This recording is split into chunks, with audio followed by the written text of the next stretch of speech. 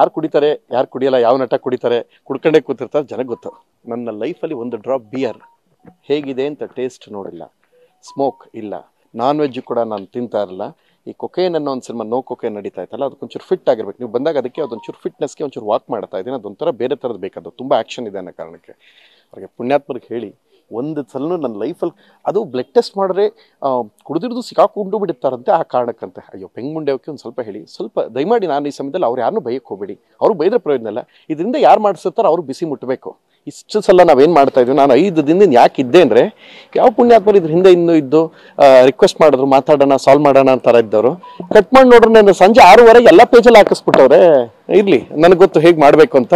ಇದು ಬರೀ ಸೋಷಿಯಲ್ ಮೀಡಿಯಲ್ಲಿ ಹಾಕಿ ಅಥವಾ ಇದ್ರಲ್ಲಿ ಯಾವುದೋ ಹಾಕೋದು ಅಲ್ಲ, ಇದು ಗೊತ್ತು ನಾವು ಯಾವ ತರ. ಈಗ ಘಟನೆ ಆದಾಗ ಈಗ ದರ್ಶನ್ ಅವರ ಆಗ್ಲಿ ಅಥವಾ ಅವರ ಫ್ಯಾನ್ಸ್ ಆಗ್ಲಿ ನಿಮ್ ಜೊತೆ ಮಾತಾಡುವಂತ ಪ್ರಯತ್ನ ಆಗಿದೆಯಾ? ಒಂದ್ ಕೆಲಸ ಮಾಡಿ, ಒಂದ್ ನಿಮಿಷ ರೀ.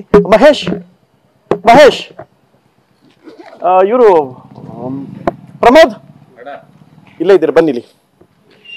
ಆ ಘಟನೆ ಆ ಜಾಗದಲ್ಲಿ ಇದ್ರು. ಚಿಪ್ಸು ಪಪ್ಸ್ ಕಾಯ್ತು ಗಲಾಟೆ, ವೆಪನ್ ತೆಗೆದಿದ್ರು ಇಲ್ವೋ ಒಂದೇ ಪ್ರಶ್ನೆ. Chips puffs. ಮಹೇಶ್ ಒಂದ್ ನಿಮಿಷ. ಮಹೇಶ್ ಬನ್ರಿ, ನಿಮ್ದು ಒಳ್ಳೆ ಇನ್ಸೆಕೆಂಡ್ರಿ. ಸ್ವಲ್ಪನೂ ಕಾಮನ್ ಸೆನ್ಸ್ ಇಲ್ಲ ಮಹೇಶ್ಗೆ. ಕರೆದಿದ್ದು ಯಾರು ಗೊತ್ತಾ ಪಾರ್ಟಿಗೆ, ಕಾರ್ಯಕ್ರಮಕ್ಕೆ ಬರ್ತಾರ. ಎಲ್ಲಿದ್ಯಣ್ಣ? ಅಲ್ಲಿ ಹುಡುಕ್ತೀನಿ, ನೀವು ನಿಲ್ ನೋಡ್ತಾ ಇದ್ದೀನಿ. ಡಾನ್ ತರ ಬರ್ತಿಲ್ಲಪ್ಪ ನೀ. ಅಂತ ಡಾನ್ ಇದ್ದು ನಾನು ನೋಡಿ ನನ್ನ ಮೇಲೆ ಮುಚ್ಚಲ ತೋರಿಸ್ಬಿಟ್ರು. ಇಂಥ ಡಾನೇ ಕರೆದ್ಬಿಟ್ಟು ಇಂಥ ಡಾನ್ ನೋಡಿ ಈ ಅಪ್ಪನ. ಇದು ಎಷ್ಟು ದಿನ ಸುಮ್ಮನಿದ್ದೆ, ಇವ್ರು ಬಂದ್ರು. ಇವ್ರ ಹೆಸರು ಮಹೇಶ್ ಅಂತ.